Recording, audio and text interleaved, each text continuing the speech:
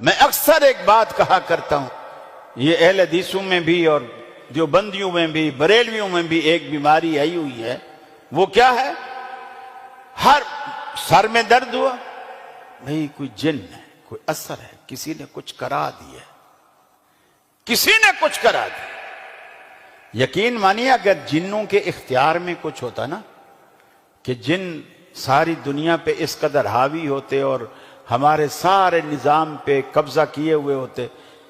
कितने घर ऐसे हैं जो मैंने सुना है, लोग आके कहते हैं जी गले से जिन पैसे निकाल जाते, गले से। वो तेरे घर का ही गला उनको मिला हुआ जिन्नों को, वो बैंक में नहीं डाका डालें जाके। रोज 10 रुपए 20 रुपए उठाने से कोई मजा आता है भला? ये मीजान बैंक खाली हो जाता है जब जिन्नों के पास इतनी पावर है। वो गला खाली कर जाते हैं, अलमारी में कपड़े रखे होते हैं, सुबह उठाते हैं खून के छींटे पड़े हुए होते हैं। अजीब तमाशा है। बच्चियां घर में मौजूद हैं, रिश्ते नहीं आते।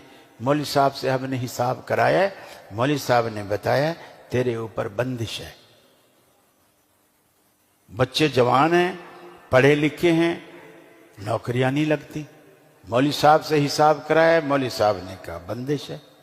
अब ये बंदिश कौन करता है? मौलवी धागे पढ़